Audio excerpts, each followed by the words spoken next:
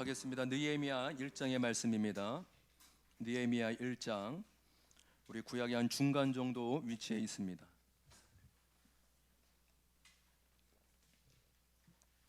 제가 가진 성경으로는 651페이지에 있습니다. 느헤미야 1장, 우리 4절에서 6절까지의 말씀입니다. 4절 제가 읽고 5절 여러분이 읽고 6절 함께 읽겠습니다. 이 말을 듣고서 나는 주저앉아서 울었다. 나는 슬픔에 잠긴 채로 며칠 동안 금식하면서 하늘의 하나님께 기도하여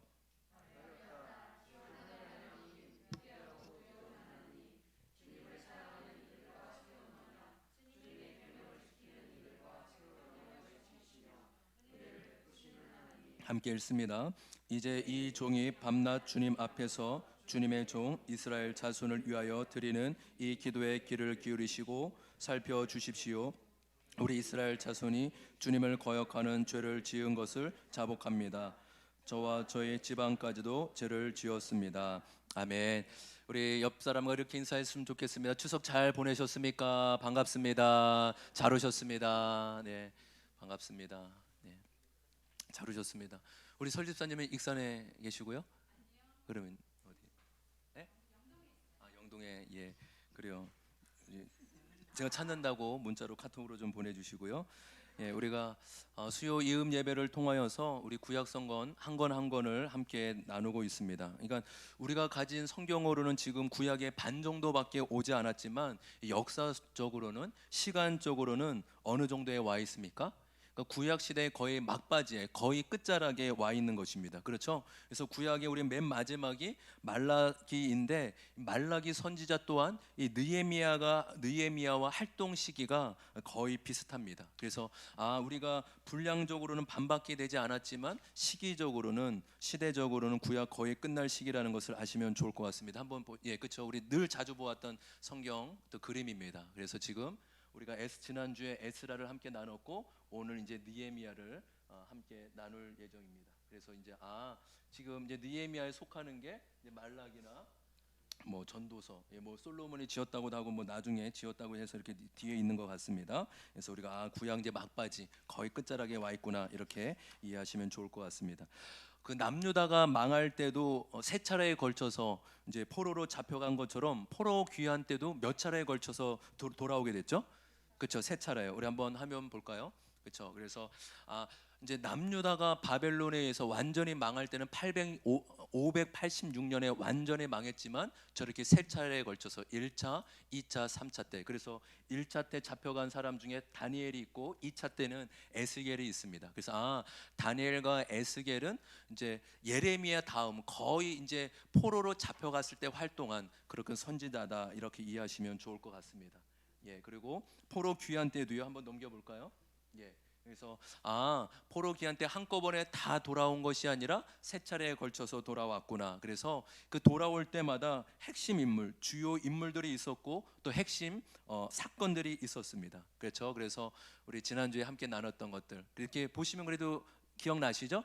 그렇죠. 우리 1차 때는 스룹바벨, 그렇죠. 스룹바벨과 예수와 위주로 와서 성전을 먼저 회복하였고 2차 포로 때는 에스라가 중심이 되어서 영적인 회복, 그리고 마지막 3차 때는 오늘 함께 나누는 느헤미야가 돌아와서 성벽을 재건하고 회복하는 그런 사건을 담고 있습니다. 나라가 완전히 망하였지만 그러니까 완전히 끝나지 않고 돌아오게 될 것이라는 그 예레미야 선지자의 예언이 성취되었음을 보여주고 있습니다. 요즘은 그 최근에 그 박진영 씨가 이제 구원의 진리를 전한다고 이 몇 개의 영상을 올려서 아주 많은 사람들이 본 것 같더라고요. 그래서 뭐 이제 뭐 구원파다 아니다 여러 뭐 찬반 논쟁도 많기도 한데 어쨌든 그 교회를 다니지 않는 사람, 그러니까 구원에 대해 전혀 관심이 없는 사람을 위한 강의를 한 거예요. 그래서 배경이 그렇구나. 그것이 이미 교회 다니는 사람만이 아니라 전혀 교회에 대한 지식이 없는 사람을 위한 강의구나라고 이해하시고 보시면 어느 정도 참고할 만합니다. 근데 거기서 박진영 씨가 그러니까 성경이 그 믿지 않는 자들한테 이 성경이 어떻게 하나님 말씀이 맞냐라고 증명한다라고 했을 때 그가 가장 많이 얘기하는 것 중에 하나가 예언과 성취입니다. 그러니까 물론 우리가 이 하나님 말씀이라는 게 여러 가지가 있지 않습니까? 근데 그 중에 예언과 성취를 얘기합니다. 그것으로 풀어가더라고요. 그러니까 세상에서 이 몇십 년 뒤에 몇백 년 뒤에 일어날 일을 정확하게 맞추는 자가 있을까요? 그렇죠. 그것도 한 번이 아니라 지금 뭐 예레미야의 예언만 얘기하지만 성경은 예언과 성취로 이루어진 책입니다. 그래서 이전까지 예언했던 모든 말씀들이 다 성취되었죠. 주님의 재림과 성취이 남았을 뿐입니다. 그래서 그 예원이 아니죠. 개성에 예원이라는 친구가 있는데 예언이 포로 귀환만 때가 아니라 많은 부분에서 나오는데 그래서 예언과 성취가 아주 중요한 또 성경의 주제이구나 이렇게 볼 수 있습니다. 저는 지난주에도 잠깐 말씀드렸지만 이 고레스 때 그쵸 고레스가 페르시아 왕이 되면서 그들을 바벨론으로 다시금 예루살렘으로 돌아가게끔 그렇게 명령을 하고 칙령을 내립니다. 그래서 역사의 주관자가 하나님이시며 지금도 하나님은 역사를 이끌어 가시는 분이심을 알려주고 있는 것입니다. 역사의 주관자는 오직 하나님 한 분이심을 믿습니다. 하나님께 달려있고 지금도 하나님의 손 안에 모든 역사가 주관으로 하나님의 주권 안에 이루어지고 있는 것입니다. 그 포로 귀환에서의 중요한 인물이 에스라와 느헤미야입니다. 한번 따라 볼까요? 포로 귀환의 중요한 인물이 에스라와 느헤미야이다. 그러니까 그 당시에 에스라가 이제 종교 지도자라면 그 느헤미야는 평신도의 지도자였습니다. 이 느헤미야의 이름의 뜻은 여호와께서 위로하신다라는 뜻을 가지고 있습니다. 여호와께서 위로하신다. 그리고 이 느헤미야의 이름처럼 그가 성벽을 재건함으로 또 백성들에게 큰 위로를 주는 인물이 됩니다. 여러분 느헤미야가 원래 어떤 사람이었죠? 페르시아 아닥사스 왕의 술 맡은 자입니다. 그래서 예루살렘으로 돌아오기 전에 3차 귀환 전에 그가 이미 이제 바벨론에 있다가 이제 페르시아에 잡혀 먹지 않았습니까? 그래서 페르시아 왕 그 당시 왕 아닥사스 당의 술 맡은 간원이었습니다. 이 술 맡은 간원은요 왕의 채측근 비서로서 가장 신임하는 신하에게 맡겨진 일입니다. 그래서요 그 누구보다 가장 영향력 있고 안락한 삶이 보장된 자리였습니다. 그러니까 느헤미야는 예루살렘으로 돌아오지 않아도 그는 페르시아에서 얼마든지 호화롭고 편안한 삶을 살 수 있었던 사람입니다. 근데 그가 오늘 1장에 보면 가장 가까운 형제인 하나니야로부터 자신의 고국 예루살렘의 형편의 소식을 듣게 됩니다. 어떤 소식인지 2절 3절 한번 볼까요? 1장 2절과 3절을 읽어보겠습니다. 1장 2절 3절 같이 읽습니다. 시작. 나의 형제 가운데 하나인 하나니가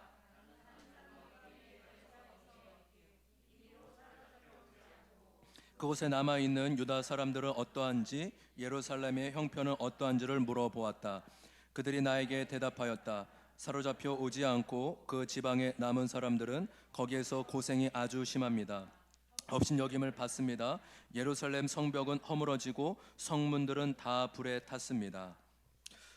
지금 예루살렘 성벽이 무너지고 불에 타서 황폐하게 되었다는 소식을 듣고 이 느헤미야가 슬픔에 빠져서 며칠 동안 금식하며 하나님께 기도합니다. 그러니까 얼마나 이 장에 보면 얼마나 이 근심이 깊었는지 왕 앞에서도 숨길 수 없었습니다. 그러니까 왕이 그 근심하는 느헤미야를 보고 묻습니다. 네가 왜 이렇게 근심하냐라고 했을 때 느헤미야가 이렇게 얘기하면 지금 우리 고국이 너무나 어려운 일을 당하고 있고 황폐하고 있습니다. 그때 왕이 너에게 무엇을 해주기냐 묻자 느헤미야가 제게 왕께 은총을 입었다면 저의 고국으로 돌아가 그 성을 다시 건축할게 할 수 있게 해달라라고 간청합니다. 그래서 여러분 하나님이 이 아닥사스다 왕의 마음을 감동시켜서 수르바벨을 보내는데 그냥 보내는 게 아니라 총독의 자격으로 보내요.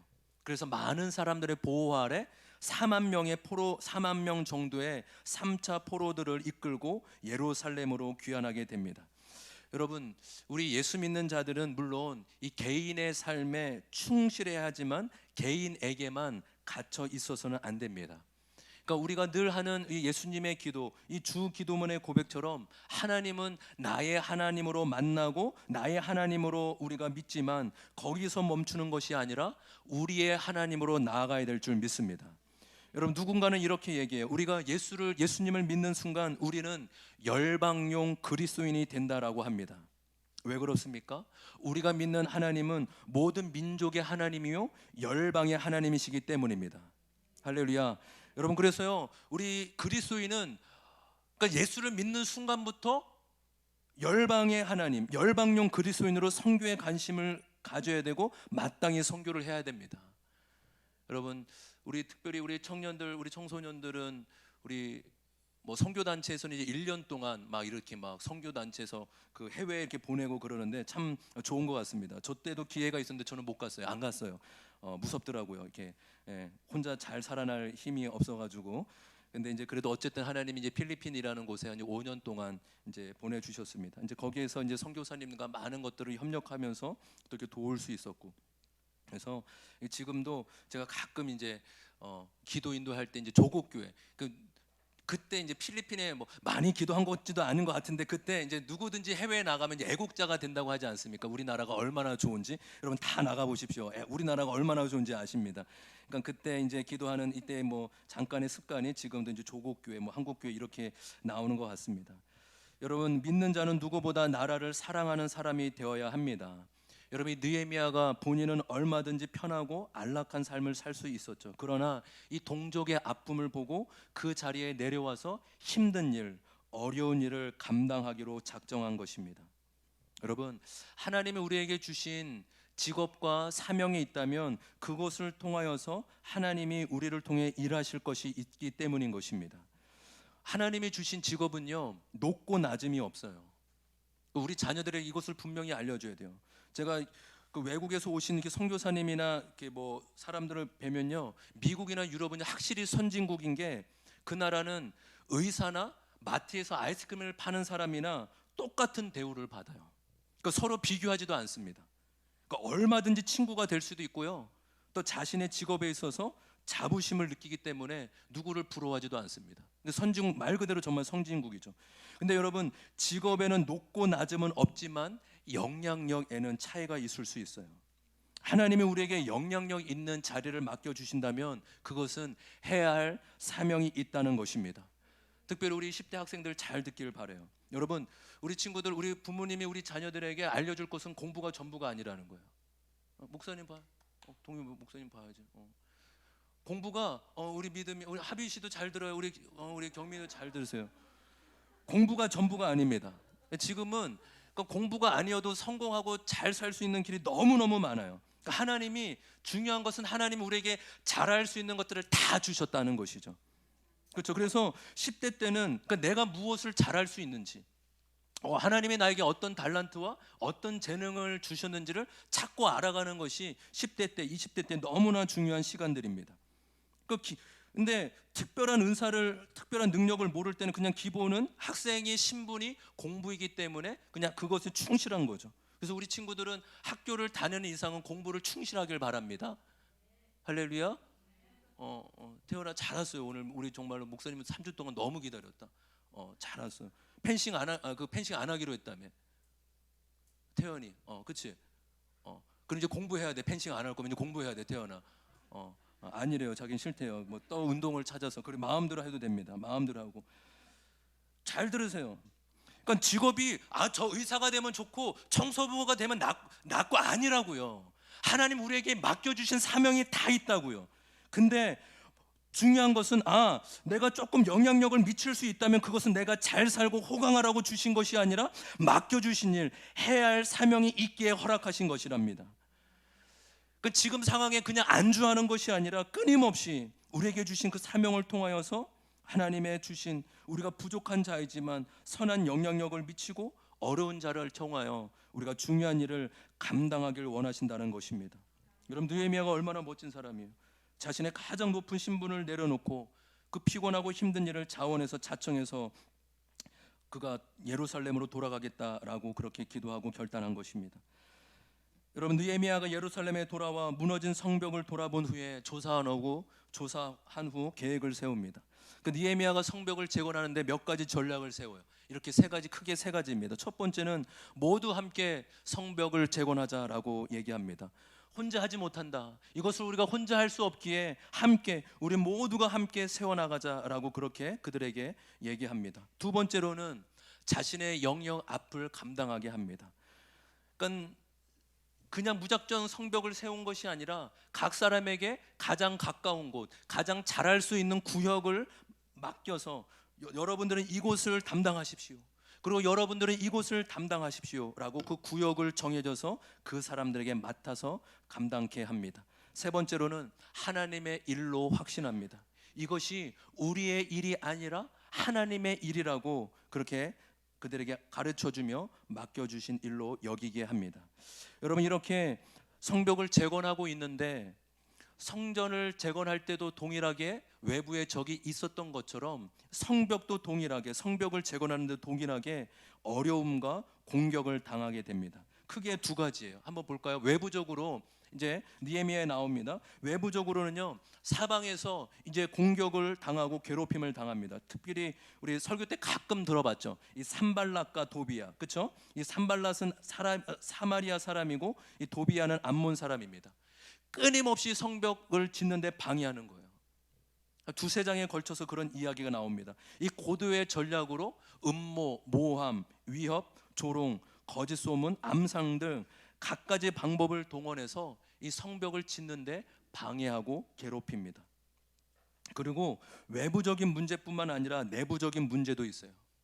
내부적인 문제로는요, 그 산발락과 도비아의 그런 모함문과 그런 속임수로 인해서 성벽을 짓는 사람들이 힘을 잃는 거예요. 야, 우리가 이거 지어서 뭐해? 우리가 이거 하나님의 일을 감당해서 뭐해? 어차피 되지 않아. 야, 우리 어차피 이거 못해 라고 낙심하며 힘을 잃게 됩니다. 또 많은 사람들이요, 그 세금과 조공으로 인해 땅을 저당 잡히고 자녀를 종으로 팔아야 하는 이 경제적인 어려움에 당하게 됩니다. 여러분, 그때 이 어려움, 이 외부적으로 내부적으로 끊임없이 공격이 있을 때 이 느헤미야가 이 어려움을 헤쳐나가는 놀라운 방법들이 있습니다. 몇 가지 방법 중에 먼저 첫 번째는 가장 중요한 느헤미야의 방법입니다. 바로 4장 9절에 나오는 하나님께 기도하며라는 말씀이 있습니다. 우리 4장 9절 말씀 한번 보도록 하겠습니다. 4장 9절입니다.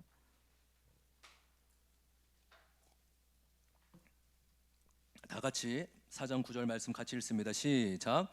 그래서 우리는 한편으로는 우리의 하나님께 기도를 드리고 다른 한편으로는 경비병을 세워 밤낮으로 지키게 하였다. 여러분, 느헤미야는 기도의 사람이었습니다. 그 고국의 소식을 들었을 때 가장 먼저 한 일이 무엇입니까? 슬퍼 울며 자신이 회개하며 금식하며 하나님 앞에 엎드려 기도합니다. 수일 동안 하나님 앞에 엎드려 기도합니다. 또한 이 4장 9절은 한 문장, 한 단어에 불과하지만 이 느헤미야가 어떤 사람인지를 보여주고 있습니다. 하나님께 기도함으로 그의 어려움을 헤쳐나가고 있습니다. 여러분, 느헤미야가요, 하나님을 가까이 알고 기도함으로 하나님을 깊이 알았던 사람 같습니다. 14절에 보면 이렇게 나와 있어요. 14절을 제가 한번 읽어보겠습니다. 백성이 두려워하는 것을 보고 나는 귀족들과 관리들과 그 밖의 백성들을 격려하였다. 그들을 두려워하지 말아라. 위대하고 두려운 주님을 기억하고 형제 자매와 자식과 아내와 가정을 지켜야 하니 싸워라. 이 느헤미야에서 이 느헤미야가 하나님을 부를 때마다 늘 반복해서 나오는 단어가 있다면 바로 위대하시고 두려우신 하나님이라고 말씀하고 있습니다. 한번 따라해 볼까요? 위대하시고 두려우신 하나님. 이 느헤미야가 기도할 때마다 또한 백성들에게 하나님에 대해서 말씀할 때마다 하나님은 크고 두려우신 분이십니다 라고 말씀하고 전하고 있는 것입니다. 여러분, 우리가 이 어려움 가운데 하나님의 이 기도하는 모습을 보며 우리가 하나님을 두려워하고 경외하면 세상이 두렵지 않습니다. 그러나 하나님을 소홀히 여기고 하나님과 멀어지면 세상이 크고 두렵게 느껴집니다. 그러니까 이것이 영적인 원리인 것 같아요. 그러니까 하나님을 크게 보고 하나님을 우리가 경외하면, 그러니까 무서워서 두려워하는 것이 아니라 경외하기 때문에 두려워하는 거죠. 그렇죠? 여기에 이 단어에 굉장히 중요한 의미지만 다음에 또 이렇게 나눌 수 있는 시간 한번 나눠보겠습니다. 그러니까 무서워서 두려워하는 게 아니라 경외하게 두려워하는 거죠. 그러니까 하나님을 두려워하면 세상의 문제들은 그렇게 크게 다가오지 않습니다. 그러나 하나님과 멀어지고 하나님과 소홀하게 여기면, 하나님을 소홀하게 여기면 세상이 크고 세상이 두렵게 여겨지는 것입니다. 여러분, 두 번째로 느헤미야가 어려움을 헤쳐나가는 방법이 있어요. 바로 전술을 짭니다. 지혜로운 전술을 짜요. 4장 16절과 17절의 말씀을 같이 한번 읽어보겠습니다. 4장 16절 17절입니다. 다 같이 읽습니다. 시작. 그날부터 내가 데리고 있는 젊은이 가운데서 반은 일을 하고 나머지 반은 창과 방패와 활과 갑옷으로 무장을 하였다. 관리들은 성벽을 쌓고 있는 유다 백성 뒤에 진을 친다. 짐을 나르는 이들은 한 손으로는 짐을 나르고 다른 한 손으로는 무기를 잡았다. 여러분, 펜이 있으시면 17절의 밑줄을 좀 치시면 좋겠습니다. 그들이 성벽을 재건하고 도울 때 어떻게 하고 있다고요? 한 손에는 짐을 나르고 있고 한 손에는 무기를 잡고 있대요. 여러분, 그 느헤미야는 이 기도와 함께 현실적인 대안으로 어려움을 헤쳐나갑니다. 여러분, 우리가 기도하는 이유는 하나님께 맡기기 위해서입니다. 또한 기도하는 이유는 현실이 있기 때문입니다. 그러니까 현실이 있고 우리가 감당할 힘이 없기에 기도하는 것입니다. 근데 여러분, 중요한 것은 또한 무엇이냐면 기도했다면 움직이고 일하러 나가야 됩니다. 여러분들 왜 일하십니까? 기도했기 때문에 일하는 것입니다. 믿는 자는요, 기도하고 일하는 사람입니다. 할렐루야. 그러니까 느헤미야가요, 여러분 책이 정말 많습니다. 리더십 연구가들도 느헤미야, 그리고 느헤미야 강의만 해도 10주, 20주를 하는 분들도 있거든요. 근데 한 주 만에 하려니까 얼마나 제가 벅차고 양이 많습니까? 참 이게 힘듭니다, 저도. 근데 한 가지만 그렇게 기억하시면 좋겠어요. 여러 가지 아직도 많이 남았지만 딱 한 가지, 느헤미야는 기도하며 일하는 자였다라고 기억하시면 될 것 같아요. 한번 따라봐요. 느헤미야는 기도하며 일하는 사람이다. 아멘. 여러분, 기도했다면 일하시고 움직이십시오. 그러면 일하기 전에 기도 먼저 하십시오. 이 17절에 이 기도할 때 하나님이 지혜를 주셔서 어떻게 합니까? 여러분, 긴장하고 깨어 있어야 됩니다. 여러분, 일할 때 한 손엔 나르는 짐을 지지만 또 한 손에는 칼을 들고 여러분은 전쟁에서 싸울 것을 대비해야 됩니다 라고 깨어 있어야 된다고 그렇게 이야기합니다. 이 칼바르트 신학자가 이런 얘기를 했죠. 한 손에는 성경을, 한 손에는 신문을. 우리의 신앙은 느헤미야가 분명히 보여주는 거 있다면 현실에 깊이 뿌리내는 영성이 필요하다라는 것이죠. 여러분, 우리 믿는 자가, 어떤 사람들은 현실에 능통하고 현실에 빠져 있는 사람이 많습니다. 그러니까 그들을 통하여서도 많은 일도 일어나지만 더 나은 세상은 만들어지는 게 아닙니다. 우리는 주님을 통해 현실을 보고 주님 안에서 현실을 살아가야 될 줄 믿습니다. 여러분, 신문만 보고 세상만 보는 건 쉬워요. 제가 말씀드렸잖아요. 2주 동안 핸드폰에 중독되어 있다 보니까 이 뉴스만 보고 이 유튜브로 세상이 어떻게 돌아가는지 보는 건 아주 쉽습니다. 여러분, 성경도 보시고 신문도 보아야 합니다. 근데 이렇게 말씀드리고 싶습니다. 성경도 보고가 아니라 성경을 먼저 보고 신문을 보시길 바랍니다. 여러분, 우리 믿는 자가 일하고 세상으로 나아가는 이유는 세상과 타협하고 적응하기 위해서가 아닙니다. 세상 속에 살지만 세상 방식이 아니라 하나님의 방식, 말씀의 방식으로 살기 위함인 것입니다.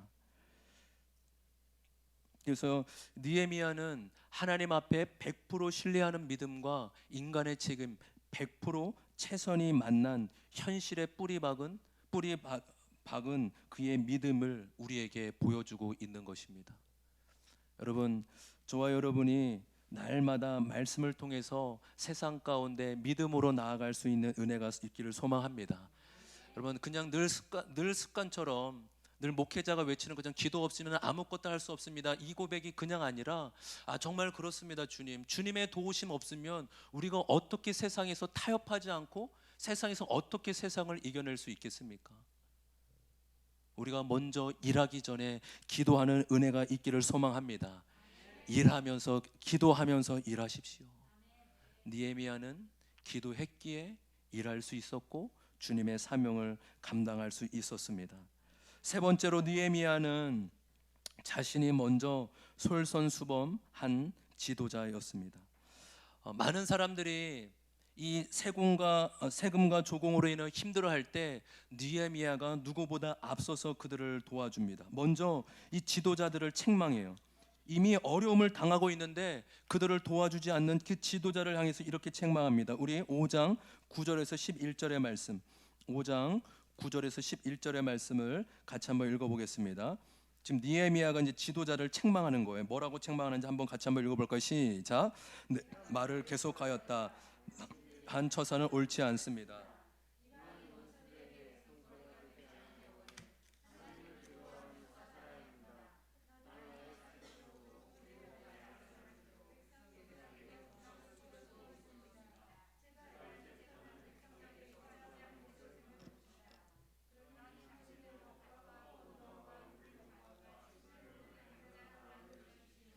돈과 곡식과 새 포도주와 올리브 기름을 구워 주고서 받는 비싼 이자도 당장 돌려 주십시오.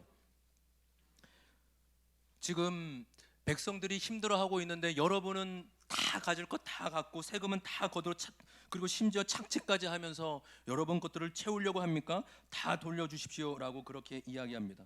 더 나아가서 느헤미야는 이렇게 14절에 이렇게 이야기합니다. 제가 14절의 말씀을 5장 14절의 말씀을 읽겠습니다.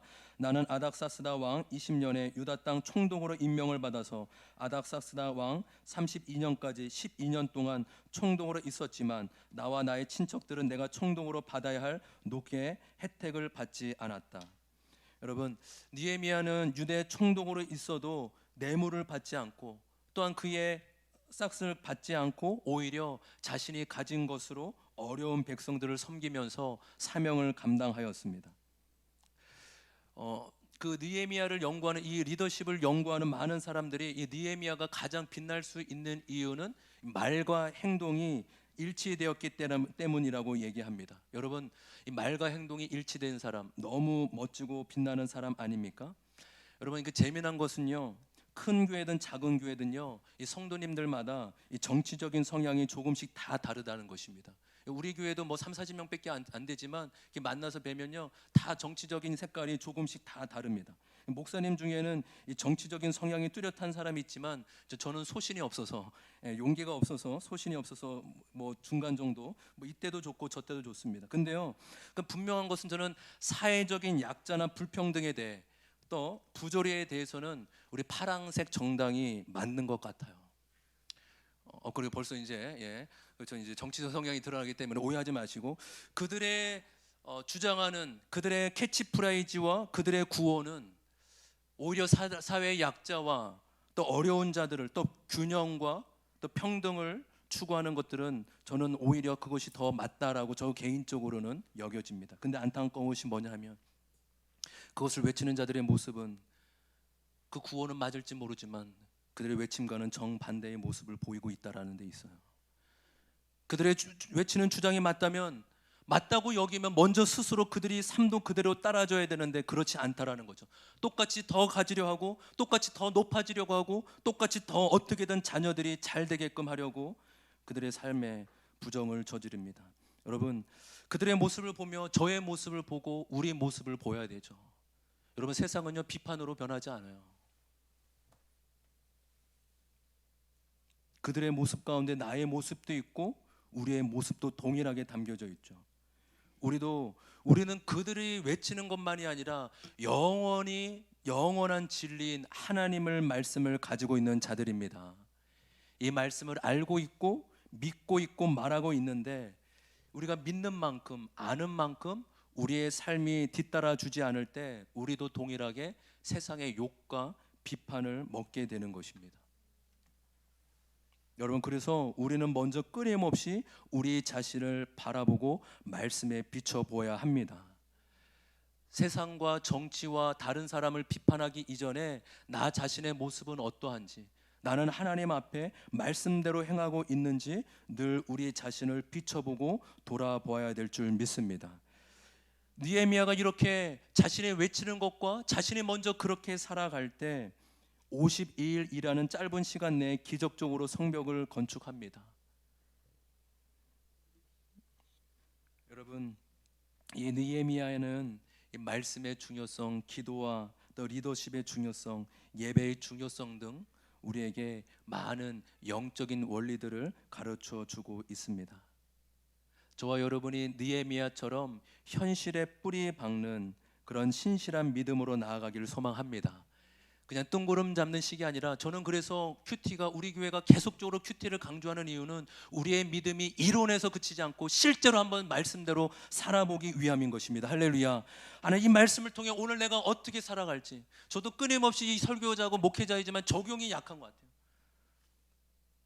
그냥 말씀을 어떻게 해석하지, 이 말씀이 이해는 되지만 그럼 이 말씀을 어떻게 적용할까, 오늘 어떻게 하루하루 살아갈까, 끊임없이 이 적용의 문제점을 보게 됩니다. 여러분, 저와 여러분이 이 말씀으로 우리의 삶의 모습을 비춰보며 말씀으로 우리의 삶을 해석해 나가는 은혜가 있기를 소망합니다. 그래서 우리 세상과 우리가 열방을 바라보면서 우리 자신의 먼저 말씀 앞에 바로 서는 은혜가 있기를 소망합니다.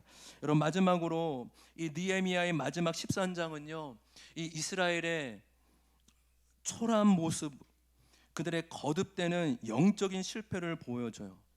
여러분, 하나님의 약속대로 70년 만에 예루살렘으로 돌아왔으면 정말로 하나님 앞에 마음 깊이 돌아가고 예배가 회복되어야 되지 않습니까? 근데 13장에 보면요, 여전히 하나님을 떠나고 성전은 여전히 게으른 지도자를 향해서 방치되어 있고 율법을 어기고 안식일에 장사를 하면서 하나님의 율법들을 어깁니다.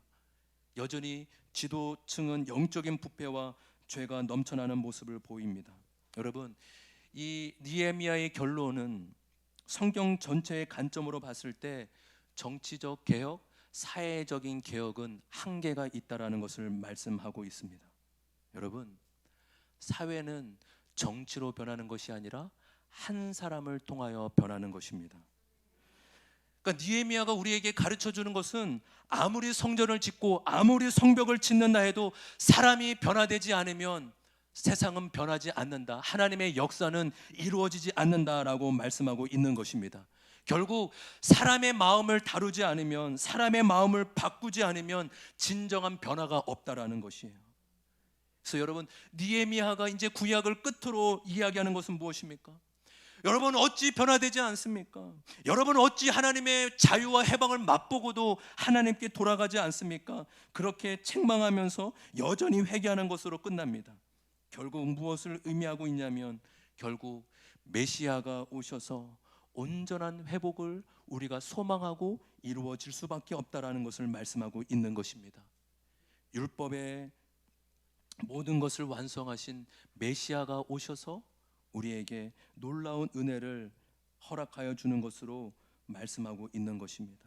우리 예레미야, 우리 구약의 너무나 중요한 말씀, 예레미야 33장 31절의 말씀을 한번 보도록 하겠습니다. 예레미야 31장 33절, 우리 구약 1120페이지 25페이지에 있습니다. 우리 31절부터, 예레미야 31장 31절부터 32절까지의 말씀입니다. 33절까지의 말씀입니다. 31절부터 33절까지의 말씀. 우리 펜이 있으시면 우리 밑줄을 치면서 같이 한번 읽어보겠습니다. 다 같이 읽습니다. 시작. 그때가 오면 내가 이스라엘 가문과 유다 가문에 새 언약을 세우겠다. 나 주의 말이다. 이것은 내가 그들의 조상의 손을 붙잡고 이집트 땅에서 내리고 나오던 때에 세운 언약과는 다른 것이다. 내가 그들의 남편이 되었어도 그들은 나의 언약을 깨뜨려 버렸다. 나 주의 말이다.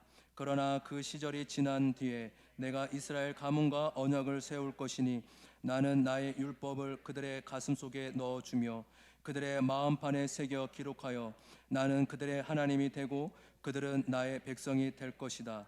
나 주의 말이다. 아멘. 여러분, 예레미야 선지자가 이미 메시아 예수 그리스도 오기 전에 이미 새 언약에 대해 말씀하고 있습니다. 31절에 보면 내가 이스라엘 가문과 유다 가문에 새 언약을 세우겠다. 새 언약이 무엇입니까? 신약, 바로 예수 그리스도를 의미하고 있는 것입니다. 2절에 보면은 32절에 보면은 너희들은 나의 언약을 깨뜨렸다. 나와의 언약을 깨뜨렸다. 그래서 33절에 새로운 언약을 베풀어 주신다는 거예요. 그 새로운 언약이 무엇입니까? 내가 나의 말씀, 나의 율법을 그들의 가슴 속에 넣어주며 마음판에 새겨지게 하겠다라고 말씀하는 것입니다. 여러분, 오래된 약속, 이 옛 언약, 구약은 실패한 게 아니에요. 하나님의 실패가 아니라 우리의 죄 때문에 우리가 언약을 지키지 못하고 깨뜨린 것입니다. 그러나 새 언약은 하나님이 이루셨고 하나님이 우리 가운데 약속해 주셨습니다. 여러분, 결국 무엇입니까? 여러분, 세상을 욕하지 마십시오. 교회를 욕하지 마십시오. 하나님의 역사는 한 사람이 예수 그리스도를 믿고 마음이 변화될 때 새로워지는 것입니다. 그래서 교회에 소망이 있고 그리스도인에게 소망이 있는 것입니다.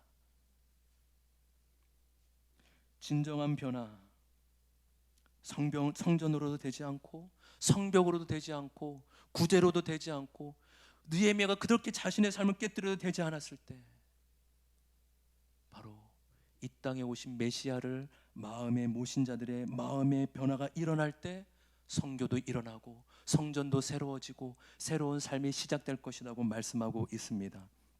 여러분, 저와 여러분이 날마다 마음이 새로워지는 은혜가 있기를 소망합니다. 겉이 아니에요. 밖이 아니라고. 세상이 아니라. 세상은 원래 부패하고 세상은 원래 썩었다고요. 우리의 마음이 새로워질 때 세상도 새로워질 수 있는 것입니다. 주님은 부족하고 연약하지만 저와 여러분에게 소망을 두고 계십니다. 예수 그리스도로 마음을 새롭게 할 때, 말씀으로 마음을 새로 할 때 새로운 역사가 일어나게 될 것이다 라고 말씀해 주고 있는 것입니다. 저와 여러분이 오늘 이 느헤미야의 이 말씀을 통하여서 다시 한번 예수 그리스도 영이신 말씀으로 오신 이 예수 그리스도를 통하여서 마음이 새로워져서 새로운 여러분을 내일 부르신 그 세상 가운데 새로운 사역 가운데 기름 부으심이 넘치기를 주님의 이름으로 축복합니다. 하나님 그곳에도 함께 하시고 여러분을 기대하고 계십니다. 여러분을 통해 세상이 새로워지기를 기대하시고 그렇게 때문에 우리를 부르셨다라는 것입니다. 우리가 오늘 말씀을 통하여서 우리가 기도하는 마음으로 오늘 함께 찬양하고 기도하는 시간 갖기를 원합니다.